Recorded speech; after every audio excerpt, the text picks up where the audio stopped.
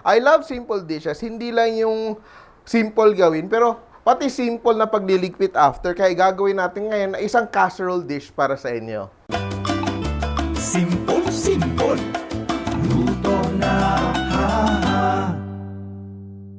At home, I like making dishes na pwede kong gawin ahead of time at iinitin ko na lang pagkakain na kasi sobrang busy ng aking schedule. Kaya gagawin ko ngayon isang favorite dish ko, yung chicken and spinach pasta casserole na lulutuin lang natin ahead of time and it will be ready for the oven to serve. So ito siya, I'm using penne pasta. You can use whatever pasta you have and gagamit nga ako ng aluminum pan. So hindi lang siya pang ginagawa ko dito, hindi lang siya na lalagyan ko ngayon to cook. But ito na rin yung paglutuan ko later on. So, a disposable aluminum pan. Well, I just heat up a pan, add a bit of oil and butter. Just oil and butter. Around a tablespoon of butter. Yan. And I add diced bacon. So, I have some bacon for flavor.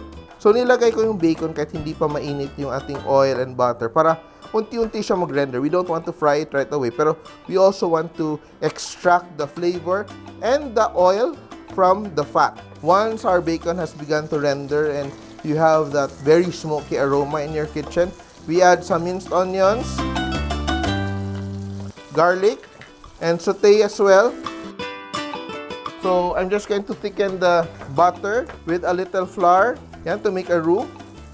Yan, just that's enough. Kaya sometimes when you're cooking, you cannot really give the exact measurements. Like some people, oh, I want the exact measurements. Kasi kailangan mo ring pakiramdaman yung recipe because of the number of people yung kakain. The recipe is just a guide.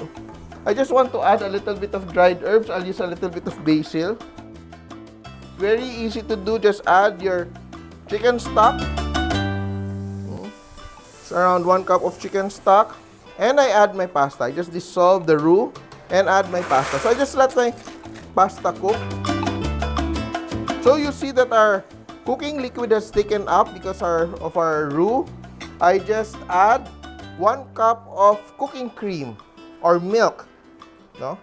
So cooking cream or milk. And I add a bit of seasoning, just a bit of salt. Konting salt because we'll be adding cheese later. And black pepper.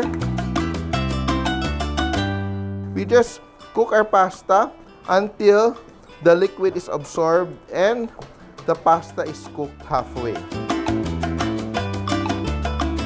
So, just before our pasta is cooked, we add chicken. So, meron akong pre-cooked chicken dito. You can use mga leftover mo na rotisserie chicken. Pag bumili kayo ng lechon manok, hindi na nauubos. So, you can shred the meat and add it here.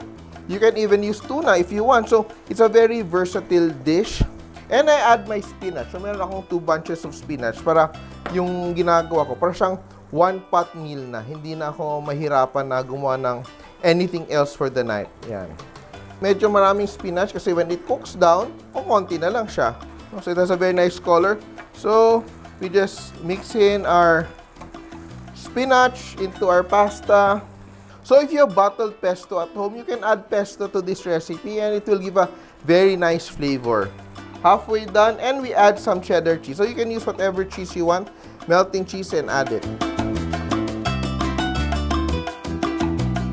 Once it's done and combined, we just put it into our baking pan. I'm using a 9x9 baking pan.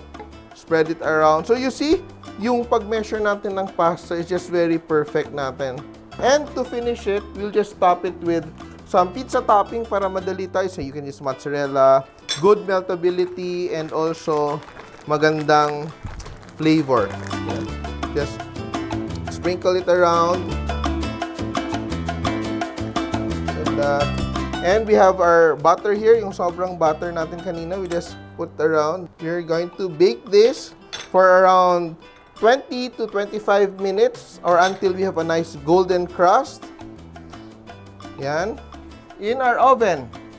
So, I'm going to bake it at 180 degrees Celsius.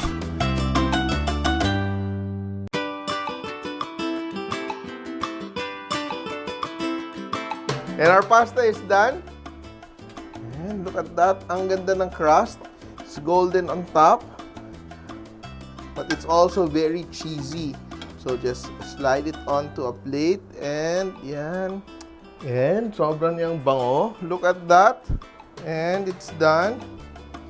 So we just, if you have fresh herbs, you can just sprinkle a bit on top. And won't that get you excited? Look at that, sobrang ganda ng crust niya. And I'm gonna show you how cheesy it is. So just get a bit. Guys, hindi lang to pang dinner natin, pang kain sa bahay. Pwede din to pang negosyo. So if you want recipes sa pang negosyo, message us below and baka pag-isipan namin gagawa kami ng series sa Simpol pang negosyo. And look at that. Oops. So tender, It's so cheesy. I'm excited and wow. Hope you enjoy it. I'm surely going to enjoy this. And that is our dish for today. It's simple, but it's also very special that surely your family will enjoy.